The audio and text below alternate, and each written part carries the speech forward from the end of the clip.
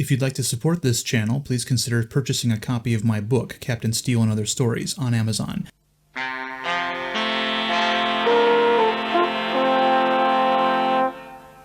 Today's quick video deals with the final season of Star Trek Picard, a secret hideout show that, at least in the first two seasons, seemed to want to destroy the legacy of The Next Generation and the Berman era of Star Trek altogether. But for the third and final season under Terry Matalas, it was decided to finally give the fans of the old show the thing they really wanted to see: a reunion of the TNG cast and a final send-off worthy of their contribution to the Star Trek mythos. While several members of the so-called fandom menace, along with those who are considered adjacent to them like Nerdrotic, Dave Cullen, and the Critical Drinker, praised the Picard final season, recognizing the clear differences between this season and the rest of Secret Hideout Star Trek, many others seemed incapable of seeing the distinction.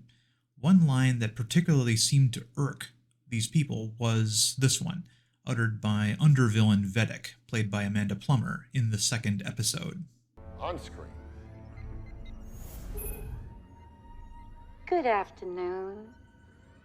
I believe it is afternoon in Sol System. Now, a lot of people were upset by this line, stating that the writers didn't understand the concepts of outer space and solar systems. They called the line stupid because, in the heliocentric model that most of Western civilization subscribes to at the moment, it is never afternoon everywhere in a solar system, given that the explanation for day and night hinges on the rotation of planets on their axes. This is, however, a weak take. Weak, like H.R. Pickens. Who is H.R. Pickens? Exactly! I, however, had a completely different reaction to this line, a reaction that stems from my experience serving on U.S. naval vessels, which, as I've stated in other videos, can be a huge advantage when it comes to understanding the things said and done in Star Trek pre-Secret Hideout. You see, what this line immediately made me think of is something the U.S. military calls Zulu time. Now, what is Zulu time? Zulu time is the U.S. military name of Universal Time Coordinated, UTC, and or Greenwich Mean Time, GMT.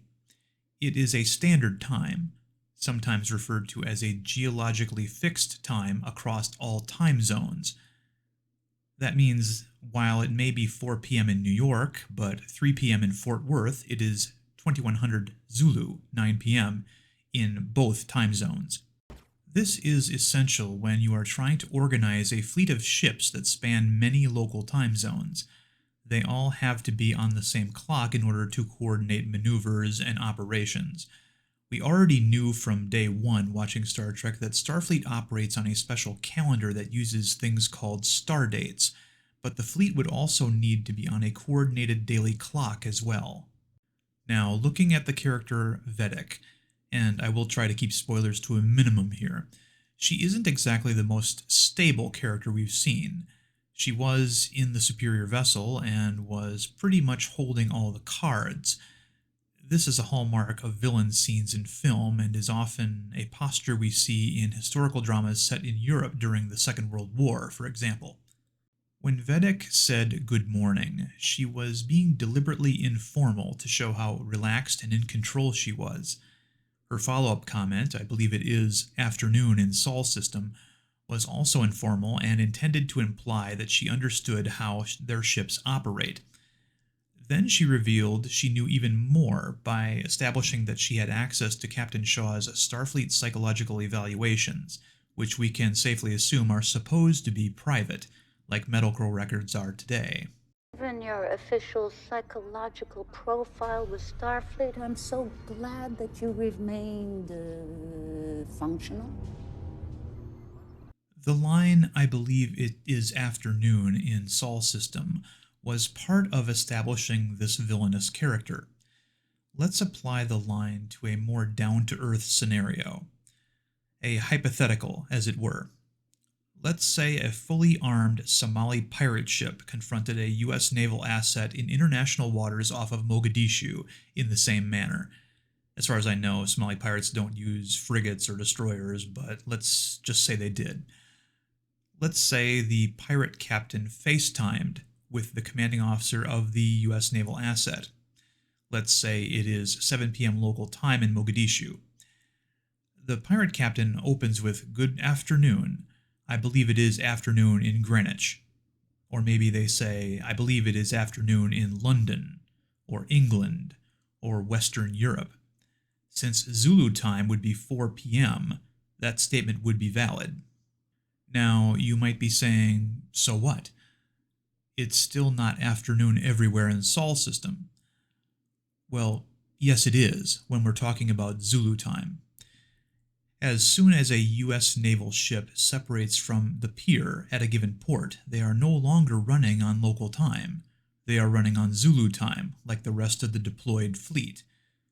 So even Starfleet cargo ships running from Utopia Planitia to Space Dock at Earth, both of which are in the Sol system, would still be on Zulu time, and therefore both ships would be operating at the same time of day.